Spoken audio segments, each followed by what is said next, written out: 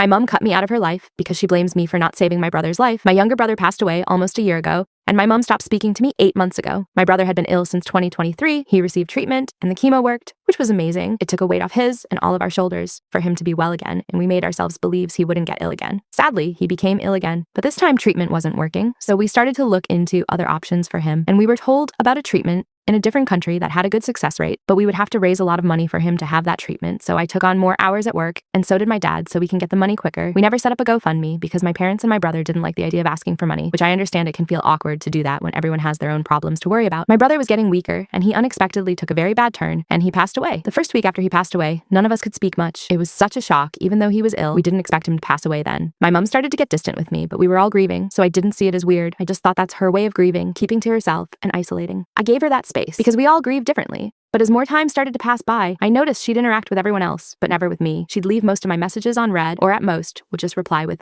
okay or yes, but nothing more than that. My parents are divorced, so I went over to my dad's house and I told him how my mom was acting, and he said the same thing. I had already been thinking, she's just grieving. I know it's not nice when you need your mom and you want her to talk to you, but maybe she needs some time. Try not let it hurt you because I'm sure it's not her intention. And I agreed with him. I started to feel so bad for her, and I thought maybe she doesn't want to open up to me because she might think, because I'm grieving, that it might be too much to take her grief on too. More weeks passed by, and I still sent her texts checking in, but most of the time I'd get no response. One day, I decided that I can't let things keep being distant like this. I need to have a conversation face to face with her. So I went to see her and I said to her, Mom, I know you're grieving and you might not feel ready to talk to me about it, but I'm worried about you and I want you to know you can talk to me. This is when she looked at me and said, you didn't try hard enough. I hope you know that. And I said, didn't try hard at what? And she said, you could have made more money faster if you'd got a different job. But no, you didn't think to do that, did you? And I said, Mom, my job pays well and there's only so much I can work when other people are working there too who want to be paid. I wouldn't have had time to take on another job when I was so busy with the job I have. She said, I blame you. You're younger than me. You have more energy. It was your responsibility to figure it out, but you let us all down. At this point, as much as her words hurt, I held back tears and I told myself, she's saying things out of grief. She's hurting. She doesn't mean any of it. So I didn't fight back. I just took it. And then I said, Mom, this is a horrible time for all of us. I'll give you space if that's what you need, but text me if you need me. Not long after that, she cut me out of her life, blocked on everything, started bad-mouthing me to people, and when my dad had my back and told my mom that grief isn't an excuse to treat me this way, my mom then got angry at him. I gave it some more time, because I know grief never goes away, and I kept thinking eventually she'll feel a little better, never would expect her to feel like herself again, but maybe she'll reach a place where we can have a good relationship again.